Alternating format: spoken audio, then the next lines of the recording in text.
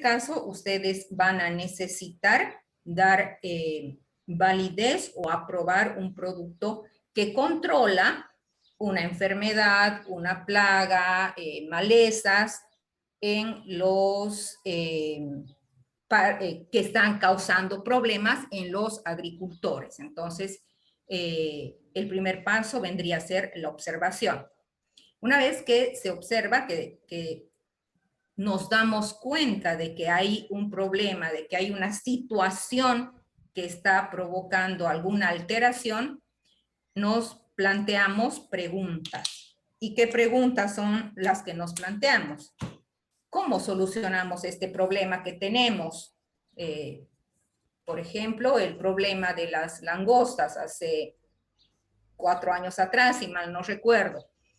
¿Cómo podemos solucionar ese problema? Entonces debemos plantearnos preguntas.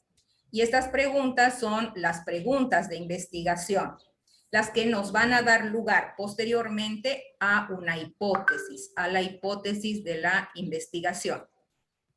La hipótesis no es más que un supuesto, lo que suponemos que va a ocurrir gracias a llevar adelante nuestra experimentación.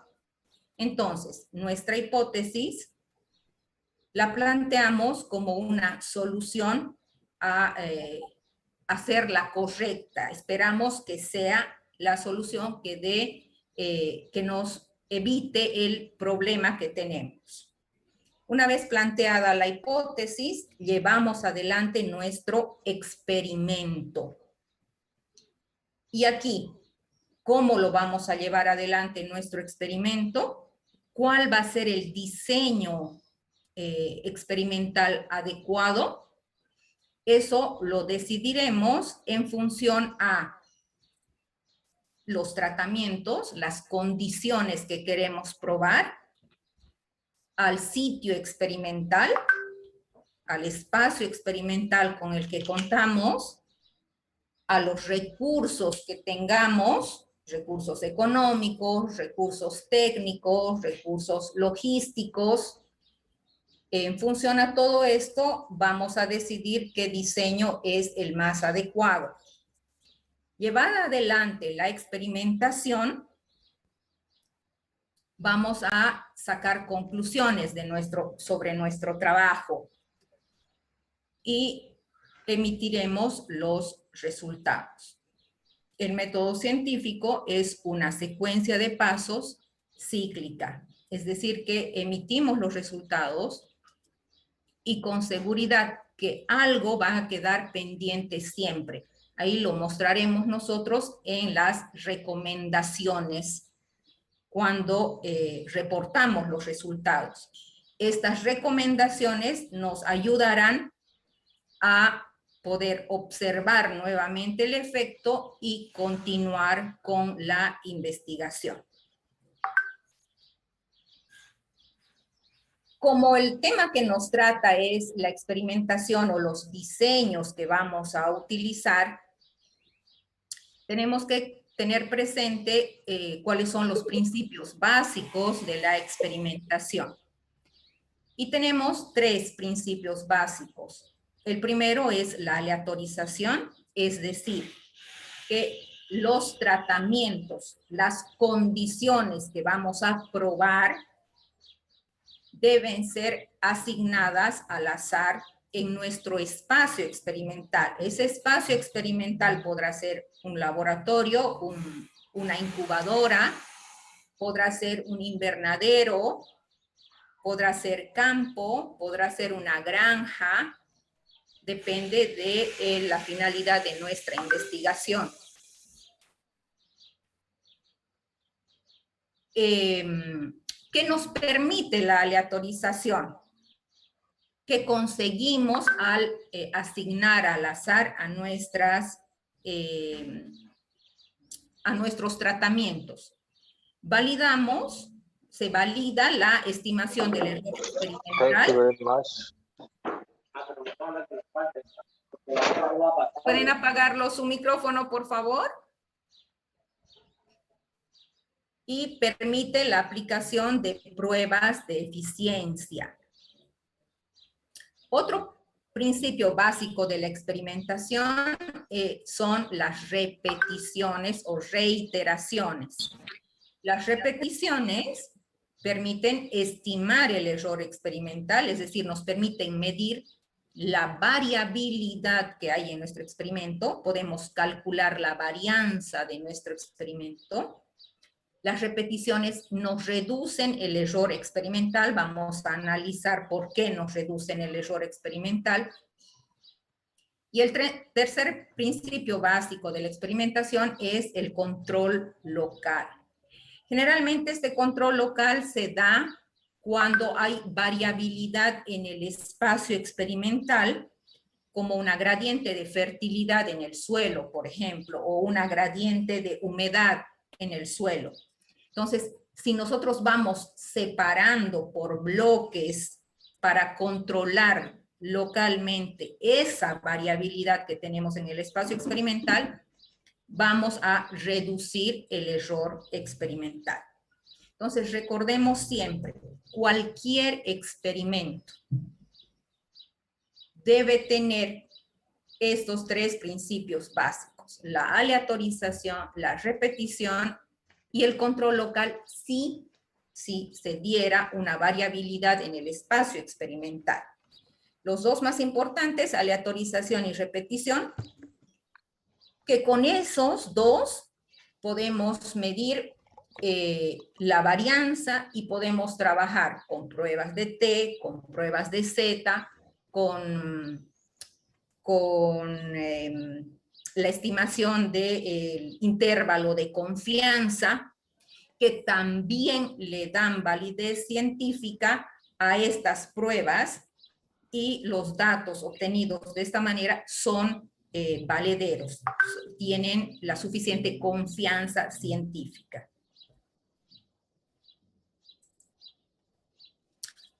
Y bueno, estamos hablando de los diseños experimentales, ¿no? ¿Y qué es un diseño?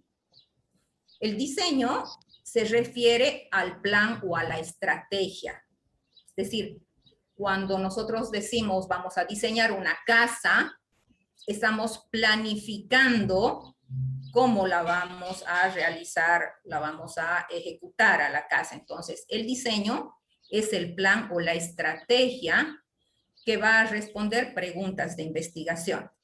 Mientras que la experimentación es la manipulación intencional de una variable que queremos observar cómo reacciona, la queremos medir o queremos contrastar dos variables.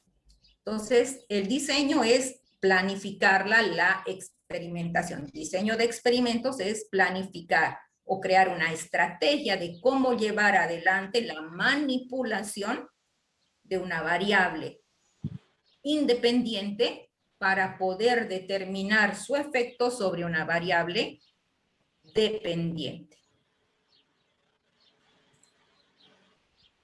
Bien, y entonces, la variable independiente la vamos a manipular y las variables independientes van a ser nuestros tratamientos. Los tratamientos son las condiciones que nosotros vamos a estudiar y que queremos ver su efecto para solucionar un problema. Mientras que la variable dependiente se mide y es la variable respuesta o la variable dependiente, es decir, la variable que depende de la variable independiente. Veamos un ejemplo. Una variable independiente será, por ejemplo, probar 5 herbicidas para el control de hoja angosta. Y la variable dependiente será el porcentaje de mortandad de las malezas. Entonces recordemos que la variable independiente la manipulamos. Nosotros decidimos como investigadores cómo manipular. Vamos a trabajar con diferentes dosis de un herbicida o con diferentes principios activos de diferentes herbicidas. Entonces, estamos manipulando la variable independiente. Y la variable dependiente la mediremos en función del efecto de la variable independiente. Y como estamos hablando de variables, vamos a analizar un poquito qué tipos de variables tenemos. La variable, una variable, como su nombre lo dice, es una característica observable que varía. De ahí viene el nombre de variable, porque varía, ¿sí? Entonces, la estatura nuestra es una variable, porque no todos medimos lo mismo. Nuestra estatura es variable. Nuestro peso es variable. El color de nuestro cabello es variable. No todos tenemos el mismo color del cabello, son variables. ¿Qué tipos de variables tenemos? Tenemos las variables cuantitativas que miden una cantidad y tenemos las variables cualitativas que miden una cualidad o calidad. Dentro de las variables cuantitativas tenemos a las variables continuas y a las variables discretas. Dentro de las discretas tenemos todo lo que sean los conteos, ¿sí? Todas las que tomen valores enteros son variables discretas. Entonces, nos estaríamos refiriendo a número de insectos, número de vainas en una planta de soya, número de granos en la mazorca o número de hileras en una mazorca.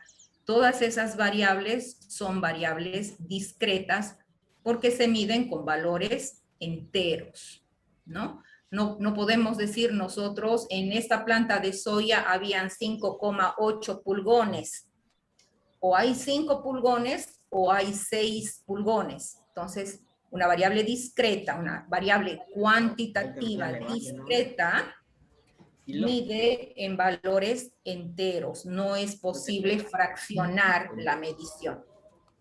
Mientras que una variable cuantitativa continua nos puede dar intervalos o puede tomar cualquier valor dentro de un intervalo. Ahí tenemos el peso de 100 semillas, tenemos la altura de la planta de maíz, tenemos el rendimiento del arroz o el rendimiento del trigo.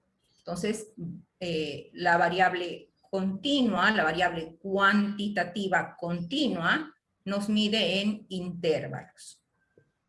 Hablando sobre las variables cualitativas, tenemos las variables, la variable nominal y la variable ordinal. La nominal, que nos da una cualidad, como qué asignatura de la carrera de agronomía es la que más te gusta. Algunos dirán edafología, otros dirán entomología, dan como resultado una cualidad. Las ordinales nos indican un orden, una calificación, y generalmente cuando medimos, por ejemplo, el daño provocado por un insecto comedor en una hoja, ¿cómo podemos indicar el área que ha desaparecido de una hoja, por ejemplo? Entonces, generalmente se dan calificaciones. Grado 1, si se ha comido, si se ha perdido muy poco del área foliar. Grado 2, si ha avanzado un poco más y así sucesivamente. Entonces, en esos casos estamos frente a variables cualitativas ordinales.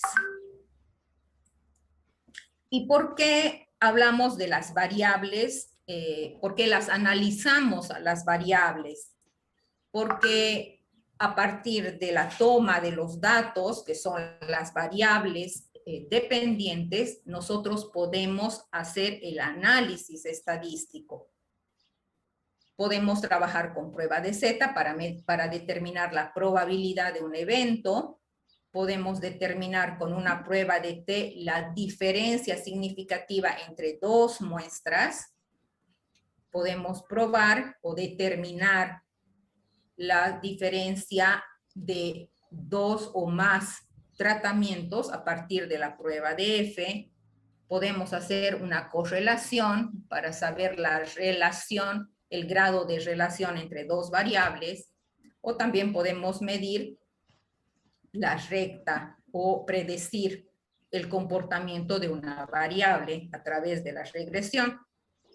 Sin embargo, cuando estamos hablando de estas pruebas, todas estas son pruebas de hipótesis, es decir, que tenemos que definir una hipótesis y tenemos que probar si esa hipótesis es cierta o no. Todas estas pruebas de hipótesis requieren que los datos se aproximen a una distribución normal. Y para que los datos se aproximen a una distribución normal, la variable debe ser continua. No podemos trabajar, va a ser más difícil trabajar con una variable cuando esta es discreta. Aunque muchas de las variables que ustedes van a determinar en sus trabajos van a ser discretas, lo conveniente es que sean discretas o lo conveniente es que sean continuas, perdón, o que esta discreta la podamos convertir en una variable continua para que podamos aplicar una prueba de hipótesis, cualquiera sea la prueba que se requiera o que se tenga la disponibilidad. Es decir, si tenemos muestras muy pequeñitas, menores de 30 datos, y solo son 2 tratamientos, pues aplicaremos una prueba de T. Si tenemos muestras más grandes y tenemos más de 2 tratamientos, trabajaremos con una prueba de F.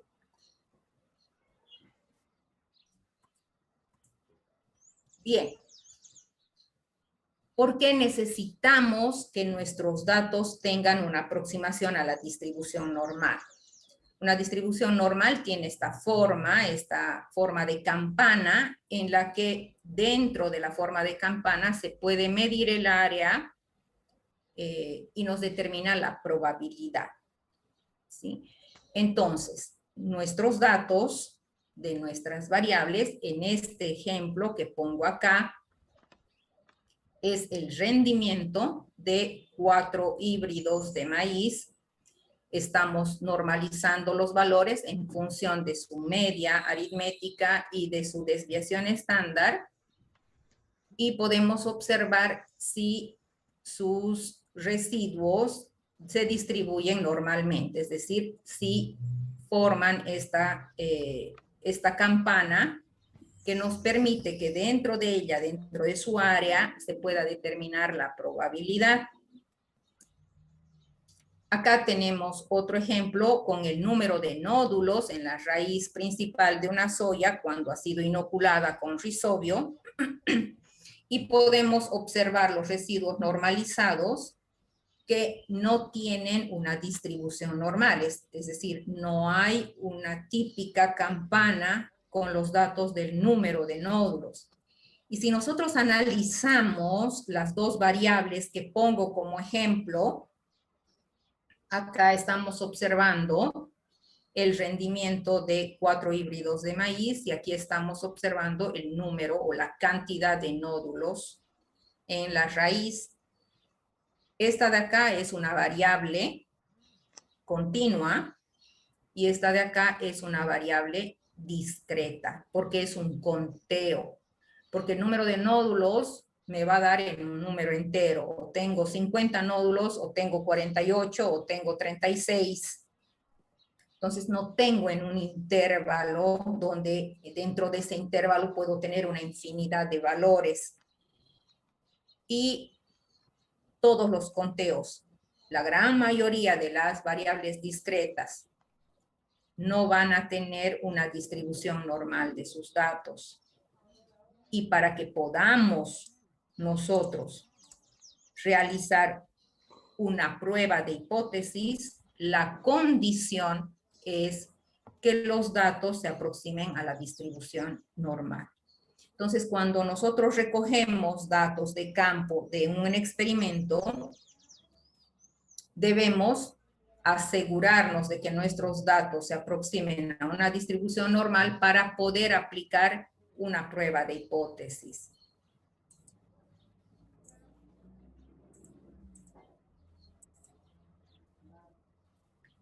¿Y qué es una unidad experimental?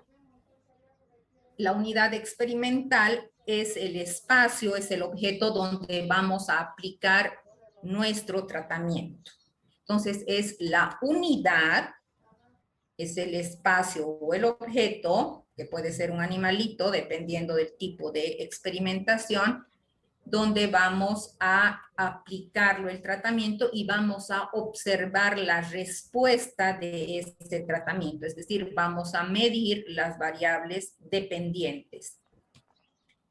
En experimentos pecuarios, la unidad experimental podrá ser una camada de cerditos, podrá ser un individuo, dependiendo de la cantidad de animales, el tipo de experimento que estemos llevando a cabo adelante. En los experimentos forestales, por lo general, una unidad experimental es un árbol, puede ser un árbol, o puede estar conformada por un grupo de árboles de la misma edad, por ejemplo, nos puede permitir obtener respuestas homogéneas en ese grupo de individuos. Sin embargo, cuando estamos hablando de unidades experimentales que tienen que ver con cultivos agrícolas y tenemos las típicas parcelas, generalmente en esta unidad experimental vamos a tener el efecto de borde.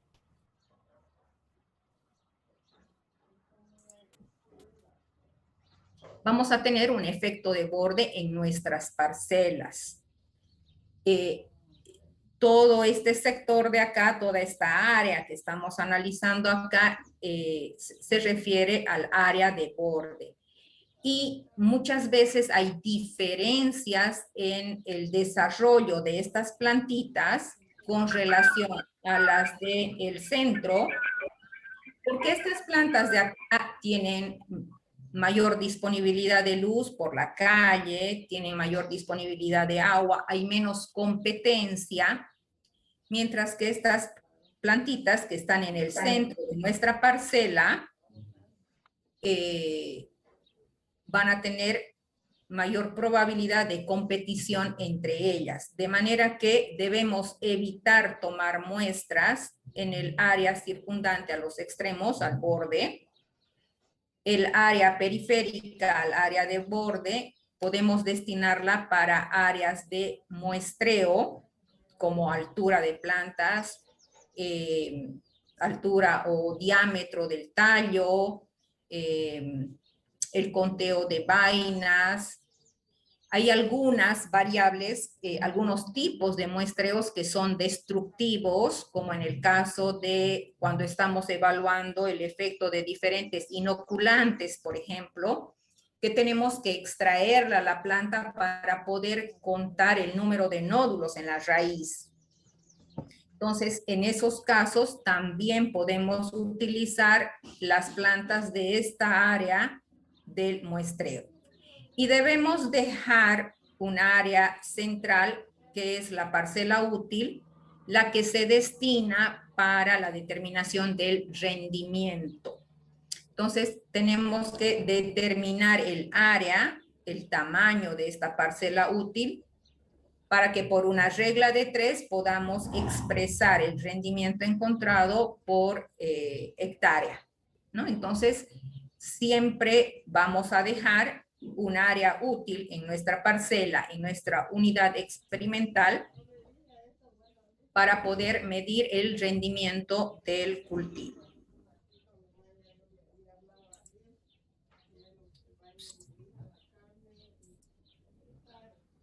Y bien, vamos a empezar a hablar entonces de los diseños experimentales empleados en agronomía. Básicamente tenemos tres diseños que son los más utilizados. El diseño completamente al azar, que es el diseño más sencillito, y lo utilizamos cuando no tenemos variabilidad en el espacio experimental. Es decir, cuando tenemos certeza de que en nuestro suelo no hay variabilidad, no hay una gradiente de fertilidad, no hay una gradiente de humedad, no hay un mosaico de diferentes texturas, cuando tenemos la certeza de que no hay variabilidad, entonces podemos usar un diseño completamente al azar. También lo usamos al diseño completamente al azar en condiciones de invernadero, donde tenemos todas las condiciones controladas. En laboratorio también. Es decir, en un invernadero podemos controlar la luz, la temperatura, la humedad, la cantidad de riego que se le aplica a nuestras plantitas, la cantidad de nutrientes, porque por lo general en invernadero hacemos crecer nuestras plantas en macetas. Entonces, las condiciones están totalmente controladas. Las plantitas que se desarrollan en un invernadero crecen en las mismas condiciones, no tienen ninguna variabilidad. Y entonces, en este tipo de diseños, en el completamente al azar o completamente aleatorizado, no tenemos un factor de bloqueo, es decir, no necesitamos bloquear porque todo es homogéneo, no hay diferencias en el espacio experimental. Con relación al análisis de varianza, solo analizamos un criterio que es el efecto, la fuente de variación de los tratamientos, y el modelo matemático, que es un modelo aditivo lineal, nos mide el efecto general del experimento, el efecto del tratamiento y el error experimental. El segundo diseño más utilizado en agronomía es el diseño de bloques al azar.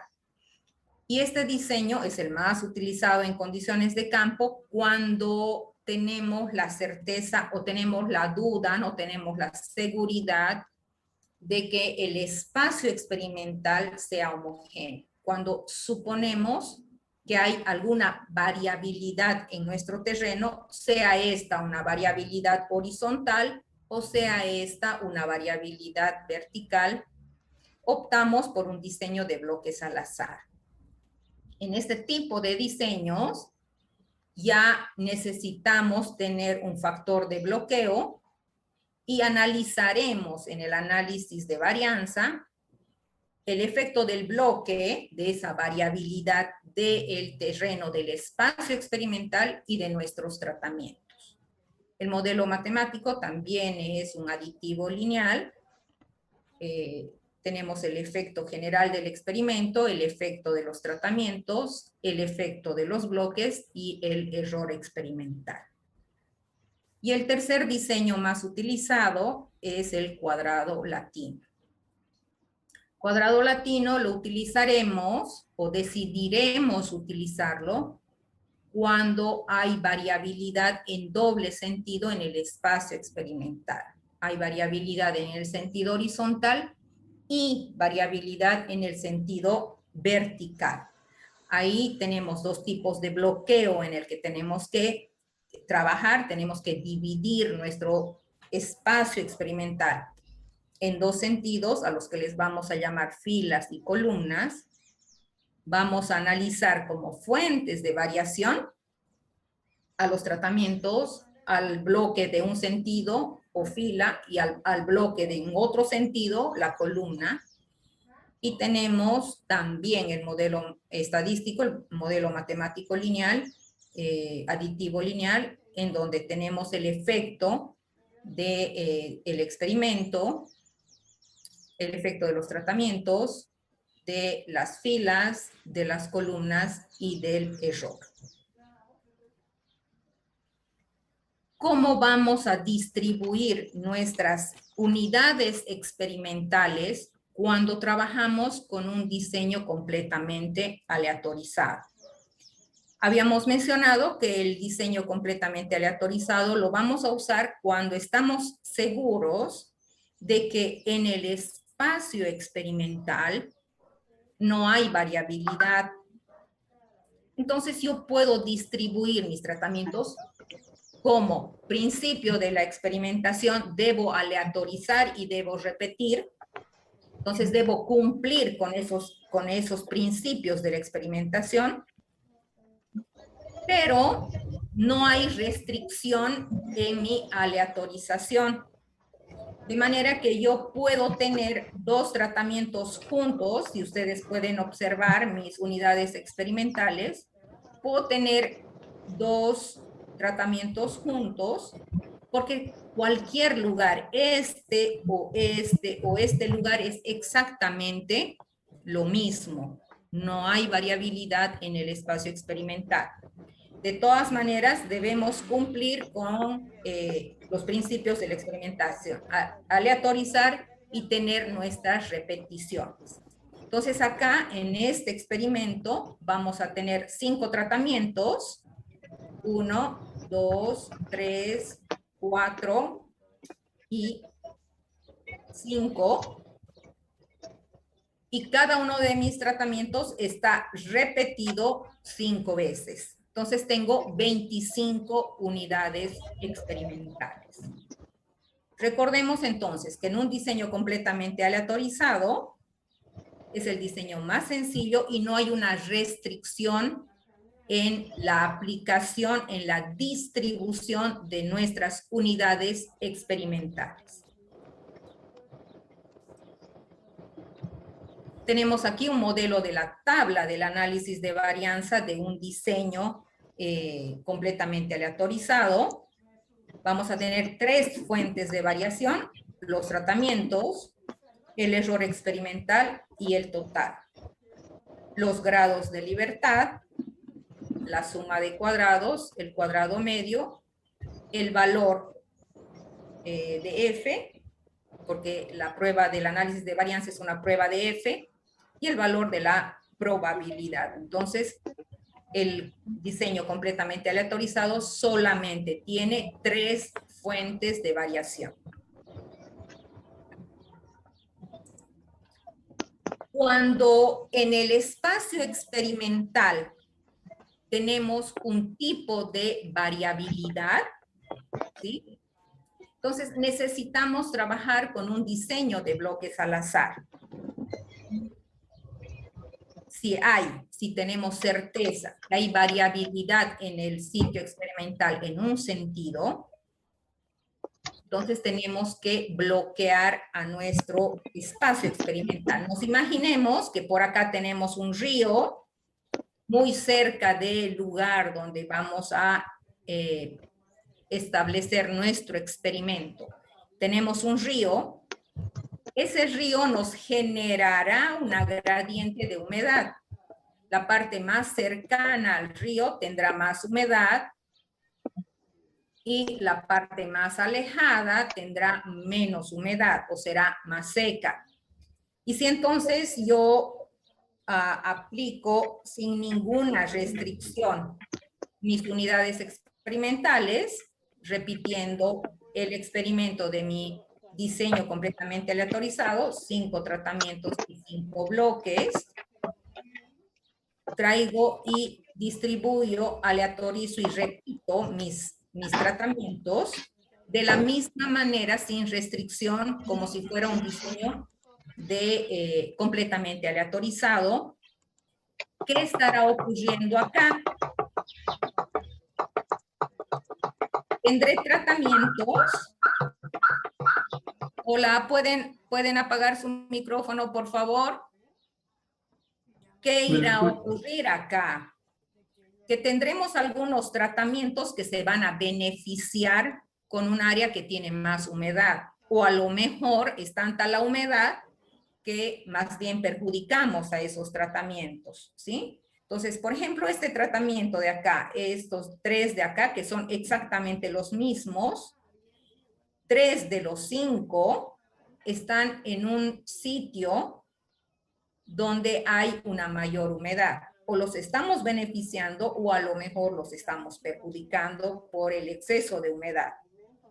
Entonces, no podemos distribuir nuestros tratamientos sin ninguna restricción como lo haríamos con un diseño completamente aleatorizado. Acá necesitamos dividir, separar en áreas a esta gradiente de fertilidad y dentro de esas áreas poder distribuir a nuestros tratamientos. De esta manera,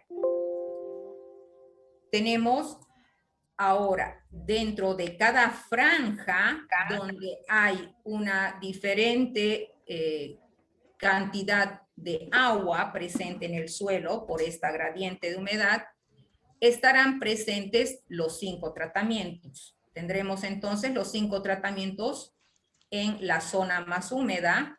Tendremos los mismos 5 tratamientos en otra zona un poquito menos húmeda, y así sucesivamente dentro de cada franja que tiene el mismo tipo de variabilidad, estarán presentes nuestros 5 tratamientos.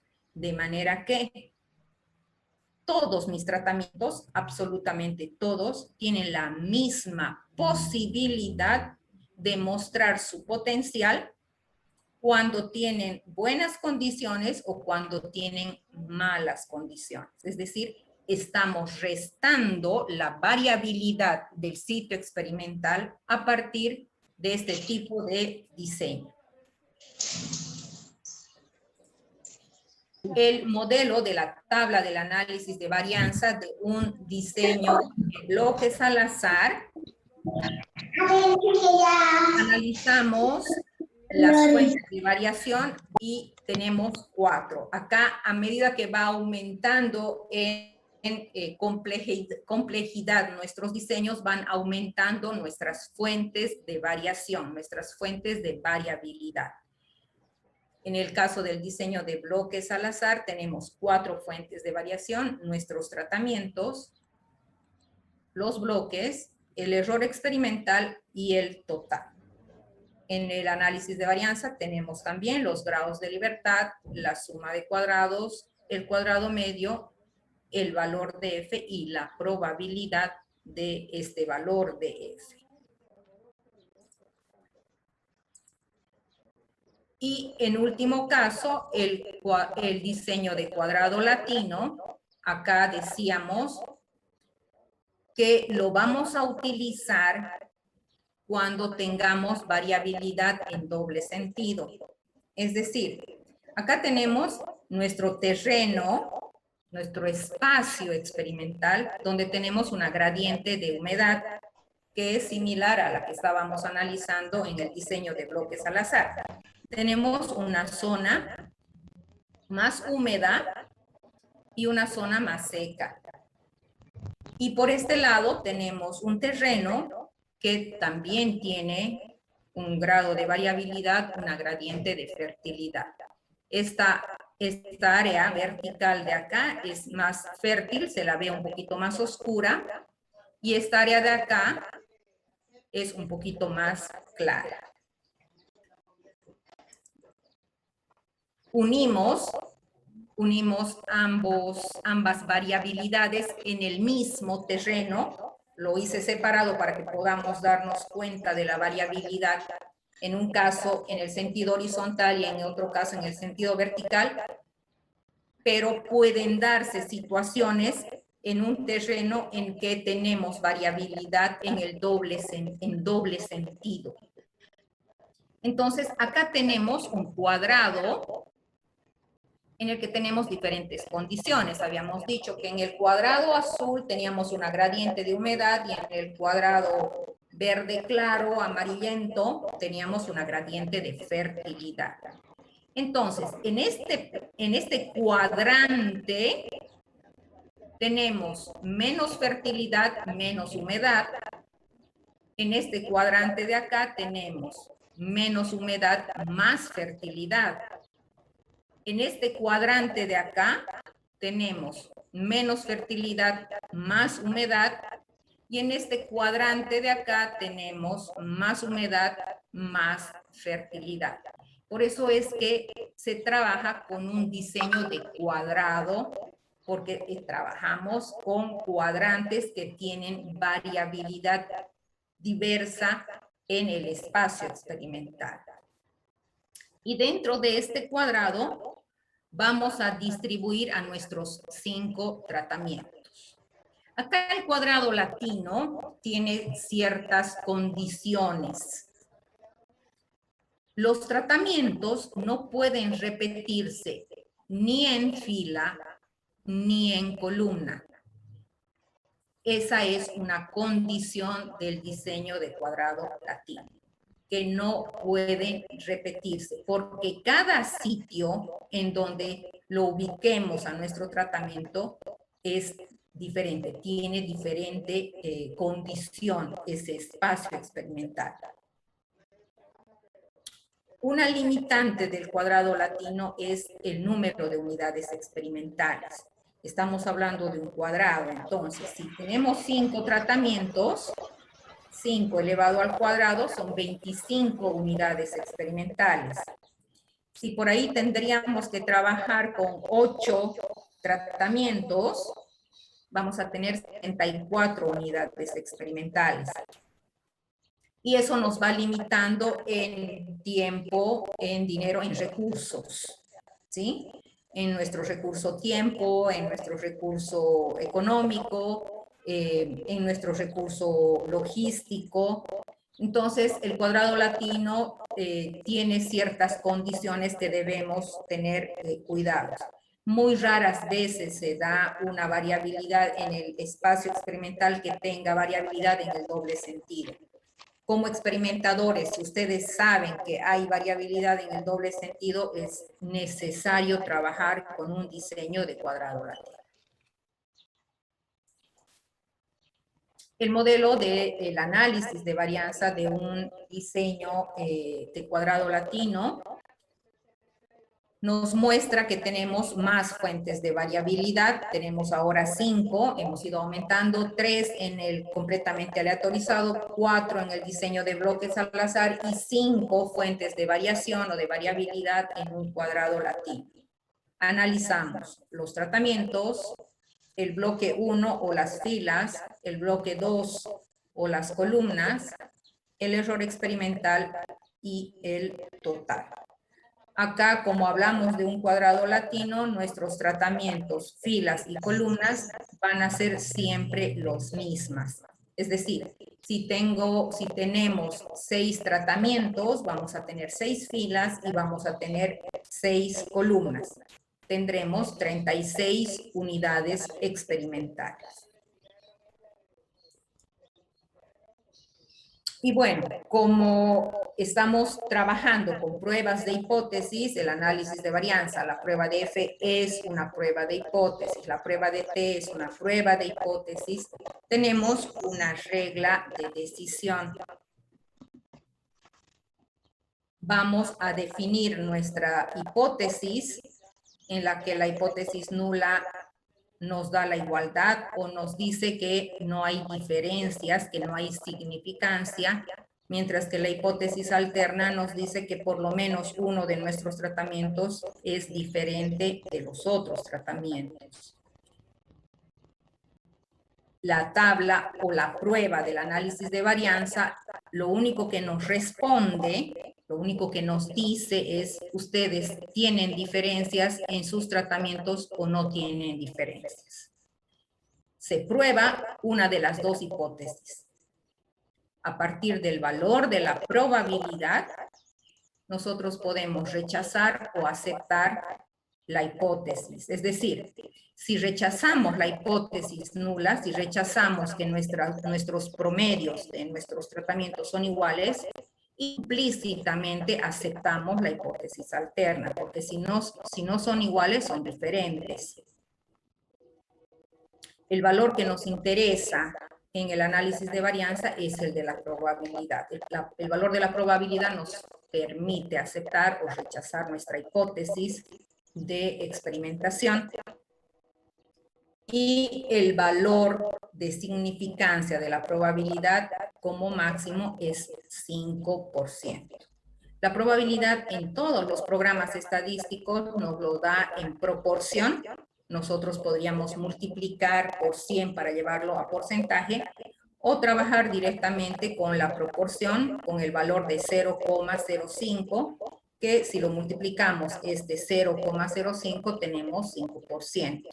Entonces, la regla de decisión es una probabilidad menor que 5%, nosotros rechazamos la hipótesis nula. Tenemos evidencia estadística de que nuestros tratamientos no son iguales, son diferentes. Ahora, la diferencia podrá ser significativa o podrá ser altamente significativa. Significativa si nuestra probabilidad tiene un valor entre 5 y 1%. Y altamente significativa si la probabilidad es menor que 1%.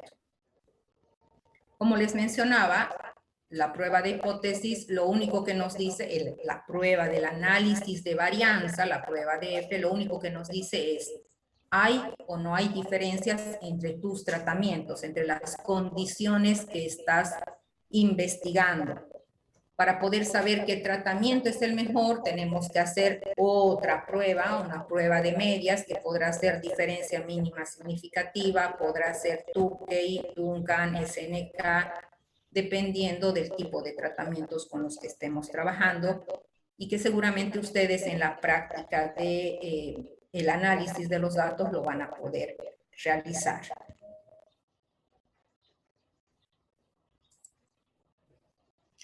Bien, esta diapositiva la tomé del Manual Técnico Andino para el Registro y Control de Plaguicidas.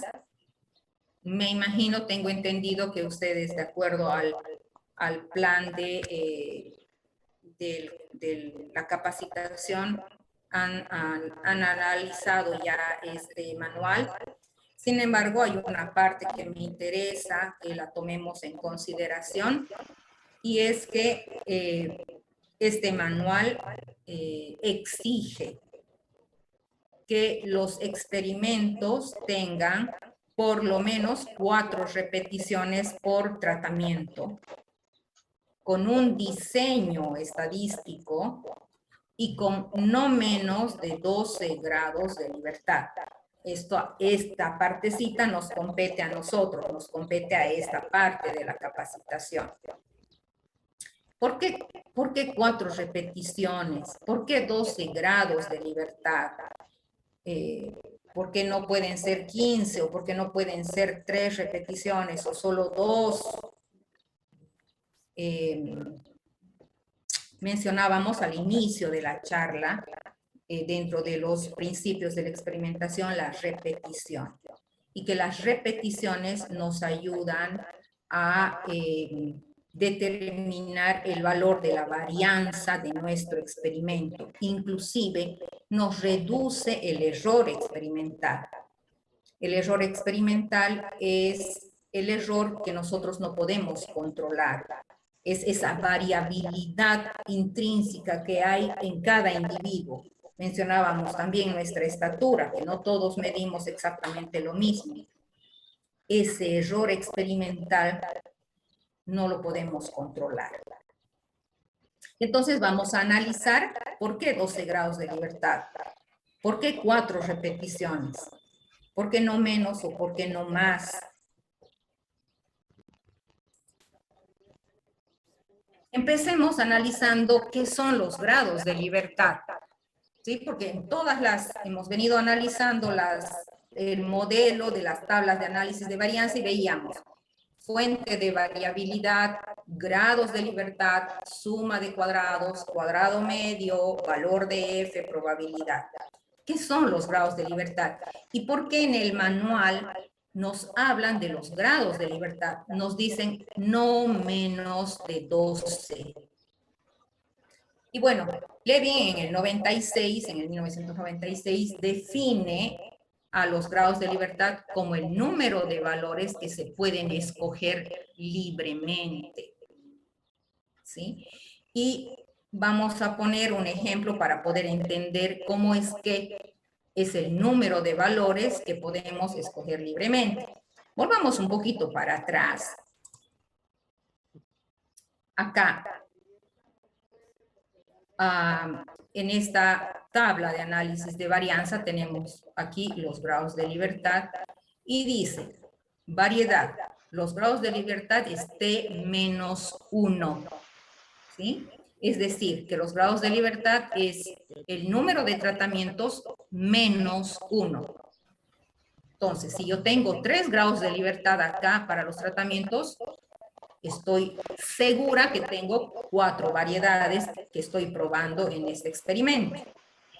Si tengo 23 grados de libertad y en el total me dice que son los tratamientos por las repeticiones menos 1, entonces mis unidades experimentales serán 24. Si tengo 23 grados de libertad, tendré 24 grados de libertad. Y si tengo 4 tratamientos, 4 por 6, 24. Entonces yo estoy segura de que este experimento tiene 6 repeticiones. No tiene bloques, tiene repeticiones. ¿Por qué estoy segura que no tiene bloques y tiene repeticiones? Porque solo tengo 3 fuentes de variación. Y si tengo solo 3 fuentes de variación, estoy frente a un diseño completamente aleatorizado. Y entonces volvamos al concepto de grados de libertad. Levin nos dice que grados de libertad se define como el número de valores que podemos escoger libremente. En el ejemplo anterior teníamos 4 tratamientos y tenemos 3 grados de libertad. Entonces, son 3 valores que podemos escoger libremente y uno de ellos, el cuarto, porque son 4 mis tratamientos, no lo puedo elegir libremente. Analicemos el ejemplo para poder entender qué son los grados de libertad y por qué son tan importantes. Este ejemplo ilustrativo nos lo da el juego Sudoku, en el que es un cuadrado en el que vamos poniendo números y podemos ir eligiendo números de acuerdo a la fila y a la columna, pero que no se pueden repetir ni en columna ni en fila. Es decir, tenemos que distribuir los números del 1 hasta el 9, pero no podemos repetirlos ni en fila ni en columna. Entonces, vamos ubicando en la primera columna el número 1 y nos quedan 8 números por ubicar en las siguientes celdas. De manera que tenemos libertad de poder ubicar 8 números en las celdas, pero el último número no podemos libremente decidir. El último número va a depender de cuáles han sido los primeros 8 números que hemos ubicado. Es decir, si hemos puesto el 1, el 8, el 7, el 6, el 5, el 3, el 2, ya no me acuerdo qué número, el 4, ¿qué número me falta? Me falta el 9. Es decir, yo he tenido la libertad de elegir 8 números en qué posición los ponía, pero el último número no lo puedo elegir, no lo puedo escoger libremente. Está condicionado a los primeros valores que yo he ido trabajando. Ese es el concepto de grados de libertad. Entonces, en el juego del Sudoku, tengo 8 grados de libertad. Tengo 9 números para poner, pero tengo 8 grados de libertad.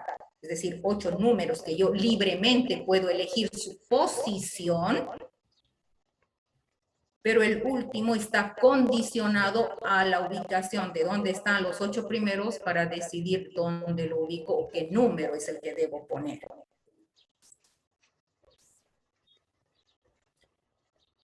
Y entonces el manual nos dice no menos de 12 grados de libertad en el error experimental.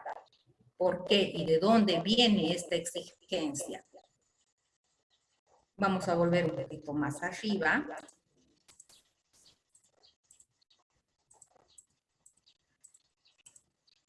Aquí, en el modelo de la tabla del análisis de varianza. ¿Cómo es que calculo? Vamos a ir de atrás hacia adelante, ¿está bien? ¿Cómo es que calculo el valor de F de mis tratamientos? Lo calculo a partir del cuadrado medio de los tratamientos dividido el cuadrado. ¿Pueden, por favor, apagar su micrófono? Lo calculo a partir de el cuadrado medio de los tratamientos dividido el cuadrado medio del error experimental. Entonces, el cuadrado medio de los tratamientos con el cuadrado medio del error experimental. ¿Cómo encuentro el valor del cuadrado medio del error? A partir de los grados de libertad del error. ¿Sí? Debo dividir mi suma de cuadrados con los grados de libertad del error. De ahí viene la importancia que nos dice el manual, no menos de 12 grados de libertad.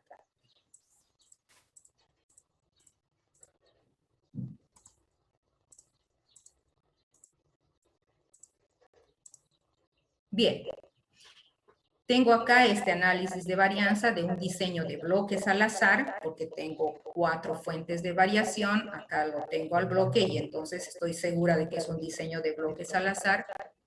Y tengo 16 grados de libertad.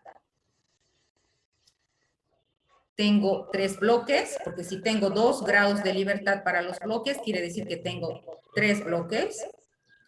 Tengo 9 tratamientos, porque si tengo 8 grados de libertad para el tratamiento, tengo 9 tratamientos. 9 por 3, 27 unidades experimentales, lo que me da 26 grados de libertad en el total. 2 por 8, 16 grados de libertad para el error. ¿Cómo calculo? Si alguien puede ayudarme, por favor, con su calculadora. Vamos a calcular el cuadrado medio del error, que es la división entre la suma de cuadrados del error entre los grados de libertad. ¿Podrían dividírmelo alguien, por favor? 64,44 dividido 16. 4.02. Perfecto, seguramente por redondeo tenemos 403 acá. Muy bien. Ahora vamos a calcular el valor de F para nuestros tratamientos, que es lo que más nos interesa. El valor de F lo encontramos dividiendo el cuadrado medio de los tratamientos entre el cuadrado medio del error. ¿Cuánto nos daría? 2.439. Muy bien, 2.44. Entonces, recordemos de dónde vienen estos valores. El cuadrado medio viene de dividir la suma de cuadrados con los grados de libertad. Entonces, mientras más grados de libertad tenga yo en el error, mi cuadrado medio va a ser más chiquitito. Y al ser más chiquitito, y si yo debo, me permite, es mi divisor del... Yo voy a tener un valor de F grande. Ese valor de F grande me va a dar una probabilidad chiquitita. De ahí que necesitamos tener una buena cantidad de grados de libertad en el error, no menos de 12. Recordemos que el cuadrado medio del error es la varianza del experimento. Es el valor que nos da confiabilidad a nuestros resultados experimentales. Y necesitamos que sea lo más chiquitito posible. De manera que si yo estos 64,44 cuadrados los divido entre 40, yo voy a tener aquí una varianza más chiquitita. Por ende, voy a tener un valor de F más grande. Veamos otro ejemplo. Este mismo experimento, solo que aquí disminuyendo la cantidad de tratamientos. Aquí solo tengo 4 tratamientos, 3 grados de libertad. Tengo 6 grados de libertad en el error. Ya no tengo 16, sino que tengo 6. Y ahora debo dividir 64,44 entre 6 y me da 10,76. En este experimento, donde solo tengo 4 tratamientos, tengo una varianza mucho más grande que en el experimento donde tengo más tratamientos. Al tener un error más grande, al tener una varianza más grande, en relación con el valor de F es el mismo, pero mi probabilidad es mayor. Acá, en este ejemplo, no hay diferencias estadísticas entre mis tratamientos. Acá tengo diferencias, bueno, tampoco tengo, pero se acerca un poco más. De manera que los grados de libertad son determinantes para que yo pueda encontrar diferencias entre mis tratamientos. Ahora, es cierto que yo alegremente no puedo poner los grados de libertad en el error que yo quiera. No puedo ponerle 12 porque me gusta el número 12, o le puedo poner 16 o 20 o 40. Los grados de libertad están en función de mis repeticiones y de mis tratamientos.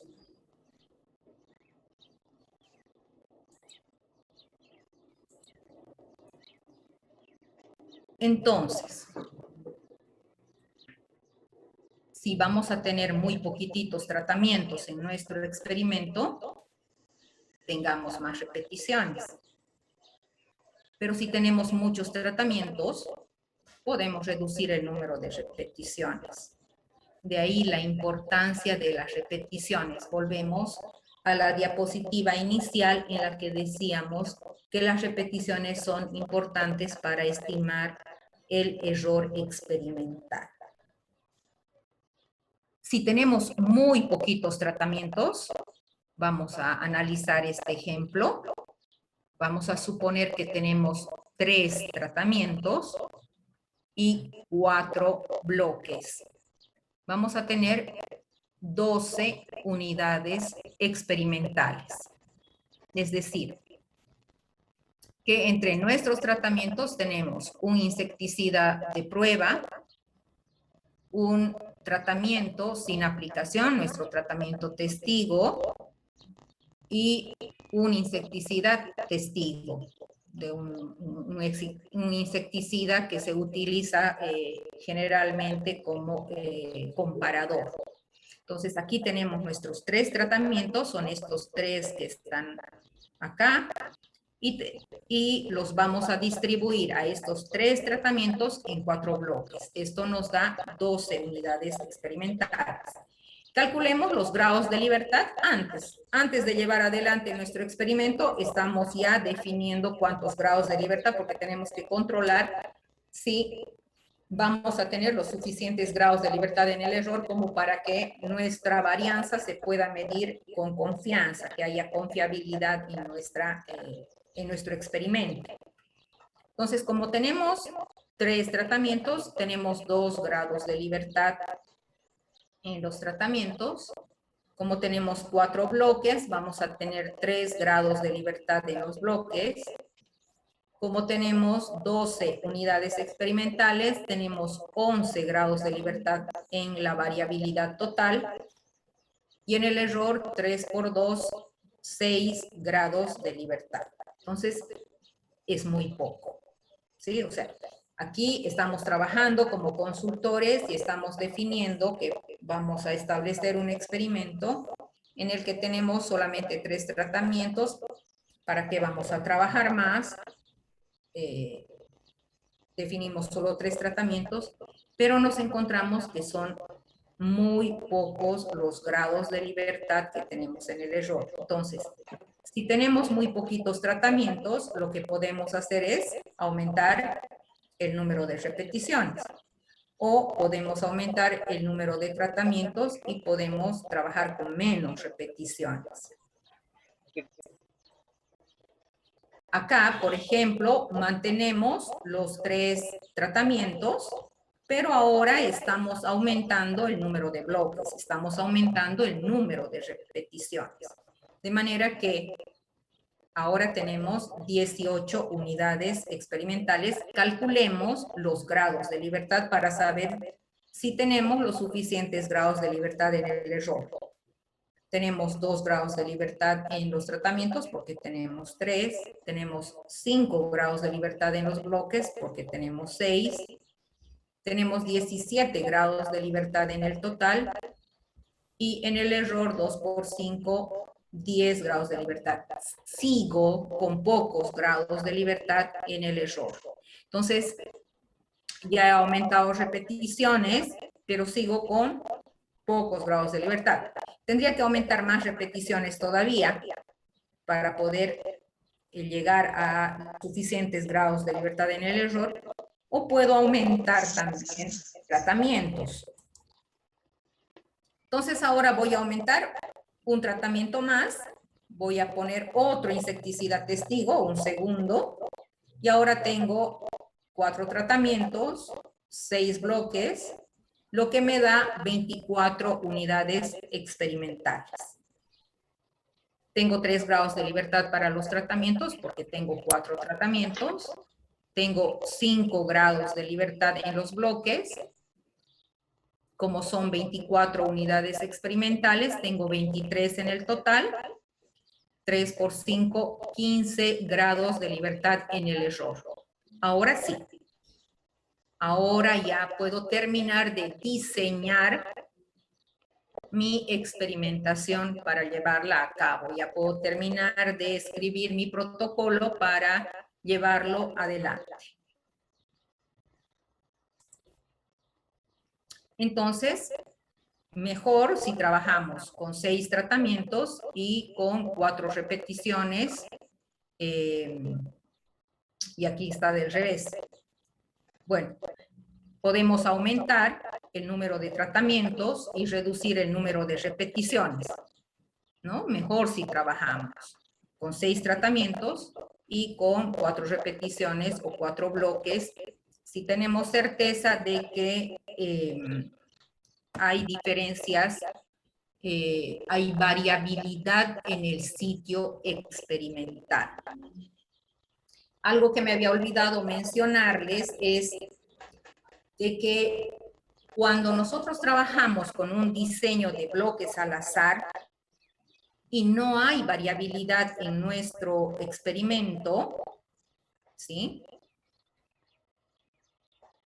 Yo estoy usando estos grados de libertad, mandándolos al bloque cuando bien podrían estar en el error si trabajo con un diseño completamente aleatorizado. Entonces, es conveniente como investigadores tener certeza de que el espacio experimental donde trabajamos tiene variabilidad para trabajar con un diseño de bloques al azar.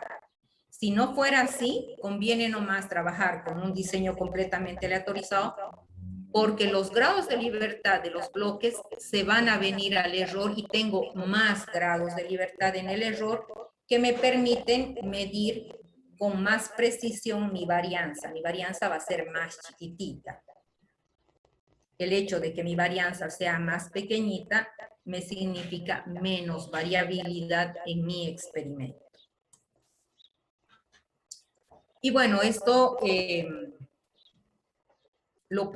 también algunas de estas consideraciones están en el manual, otras me han facilitado algunos técnicos que trabajan ya en esta parte, muy gentilmente me han facilitado esta información, en la que el tamaño del área experimental es conveniente que sea de 360 metros cuadrados, pudiendo tener una distancia de 18 por 20 o de 12 por 30.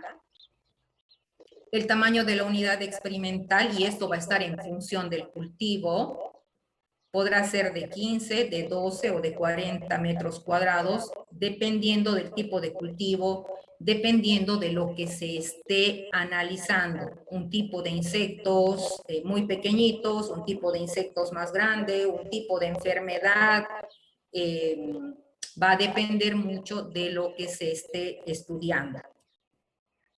Y la cantidad de evaluaciones lo conveniente es antes de la aplicación de los productos y después de la aplicación del producto a evaluar. Eso va a depender, una evaluación antes de la aplicación, 3 o 4 aplicaciones después, con lapsos de tiempo después de la aplicación del producto. Y volvemos un poquito a hablar de las variables discretas o de los conteos. Yo les mencionaba que todas las pruebas de hipótesis son pruebas paramétricas que como requisito los datos deben tener una distribución normal. Pero les mencionaba que las variables discretas, que son los conteos, no tienen una distribución normal. Y muchas de las variables que se miden en campo cuando estamos probando productos son conteos. Número de insectos, número de vainas, número de mazorcas, cantidad de granos, y todos estos conteos pueden ocasionarnos problemas, más si la variable es muy variable. Van a disculpar la redundancia, porque, por ejemplo, en una plantita pueden haber 10 pulgones y en otra puede haber 1. Es decir, es una variable, que es su naturaleza es de mucha variabilidad. Entonces, este tipo de variables nos crea más problemas todavía. Acá tenemos un ejemplo en el que se prueba el efecto de aceites y detergentes en un tipo de insectos y se realiza el control de estos áfidos. Lo que se puede observar en los datos